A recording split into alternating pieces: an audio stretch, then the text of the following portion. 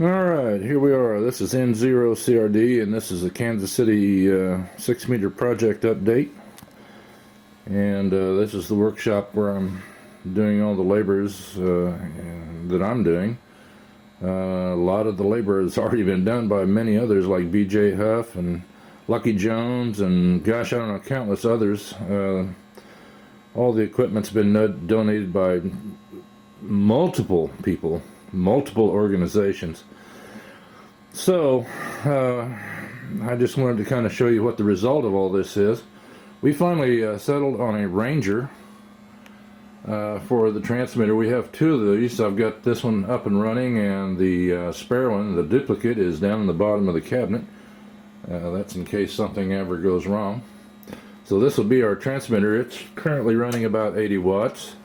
It is 45 minutes past the hour, and this is the N0CRD 6-meter. And you can actually hear it working. You can see that there's a busy light on it. This is channel 5 on the Ranger. Our input frequency is 51.27 with a PL tone of 91.5. Have you any comments about this repeater? Please send them to graceline2002@yahoo.com.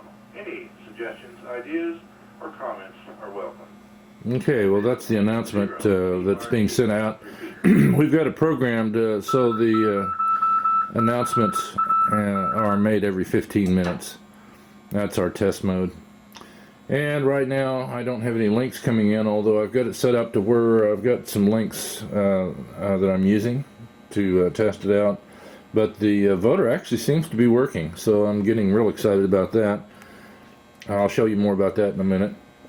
And then there's all the units. We have 5 receivers set up for 5 remote links.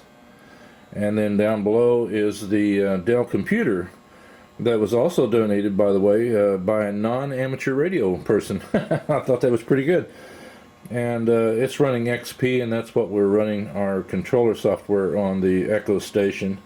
And of course down there is the big 30 amp power supply that's powering the whole thing. Alright, I'm going to walk around and show you.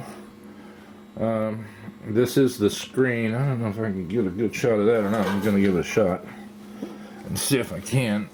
Let's see here. There you go. You can kind of see the Echo Station software. And basically it is a controller. It is a repeater controller, and it can be used on as a repeater, a simplex or a duplex repeater, or it can be used just as a simple announcement machine. And the software was reasonable, $20, and you can copy it as many times as you want for your particular call sign. So I thought I'd give it a shot. I'm not sure how this is all going to work out, because if everything crashes, then somebody has to be there to set it up again. But for right now, it seems to be doing pretty good. And of course, on the cabinet itself, I'm going to back off so you can see this. The NAC screen was also donated. The keyboard. Well, the keyboard's something I had extra, in the mouse and the microphone, but the microphone's how we actually record the announcements so that we can schedule them to play anytime you want.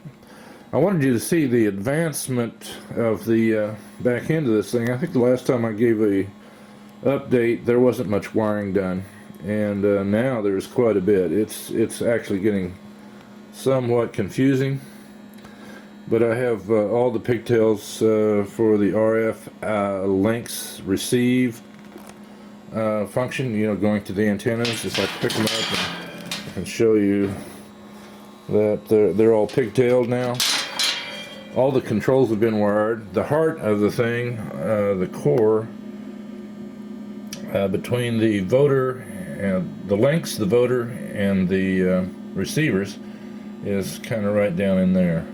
Of course, the controller signals actually go to the computer, and the computer tells it to beep or not to beep, and when to ID and when not to ID, and when to make the announcements, and all the scheduling. So it's pretty exciting. And then I'll show you the back end of the Ranger. It's not a big deal. One thing about these mobile units that I've learned is they don't work too well unless you've got the control heads. The control heads have microprocessors in them, and if you don't have a control head, the shelf unit, that would be this unit right here, it's almost worthless unless you got a real big mod program to change everything, which I don't. Anyway, that's how the central unit's looking right now. I thought I would run over here to a typical remote link so everybody can kind of see what that's going to look like. What it is, we've ended up with some Motorola's, again, mobile units, and then if you look closely, I'll just flip that on. There we go. She's up and running right now. You'll see up on top here is the old Motorola Ameritrac, and then just below the control head is a Kenwood, and it doesn't light up. The LCD doesn't light up apparently, but it is a link transmitter. It transmits, I think this one does, I don't know, probably I'm thinking 60 watts, but I don't know for sure. I'd have to check it again. We've got so many links now that it's getting a little confusing for me. But basically, here's a core. I started to build those cores myself. That's a carrier-operated relay, and we have a wire coming out of the Ameritrac receiver. That's the big one down here, and it is a carrier detect wire. We bring it over, and this is an optical coupled relay. So basically, there is no hardware interface between the Kenwood and the Motorola. I like it like that because it just prevents a lot of problems. And anyway, China makes these a lot cheaper than I can build them. I bought this one for $1.80. It would have, I think I started buying parts for a cord. I was already up to 10 or 12 bucks, so for $1.80 I went ahead and bought 10 of these guys. And anyway, there's the link that's up and operating at this point. Let's see, what else can we show you? I think that's about it. Just wanted to give you a glimpse of what the overall progress is. We, by the way, in the core, in the central unit, I want you to notice that there are two sets of red lights. And I mentioned in the update that as we were putting this together, it was thought, well, gee, we could be doing a 10-meter repeater as easily as 6. Actually, it's easier to do them both at the same time, using the same group of links and the same control software and hardware. So the reason there's two lights down there is that there are two core relays, and there's also a third relay in the center that allows us to even add more if we want. So we could put a 10-meter transmitter on here and operate it in parallel with the 6-meter. Thus we have a 6 and 10-meter crossband repeater system.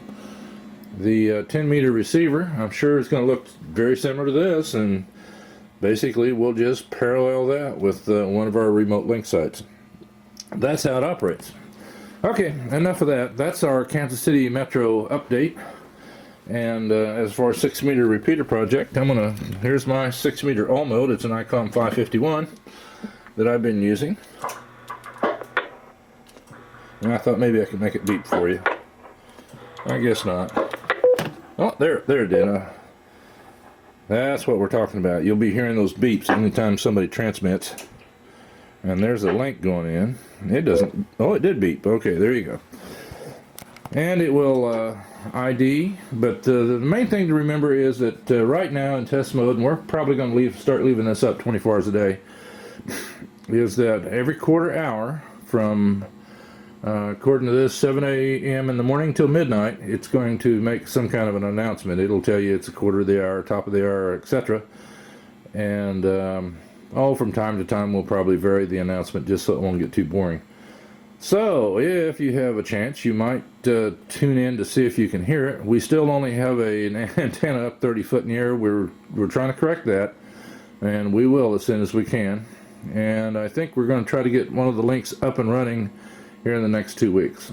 And that's it from here. This is N0CRD, and that's the Kansas City 6-meter Metro repeater report. Have a good day.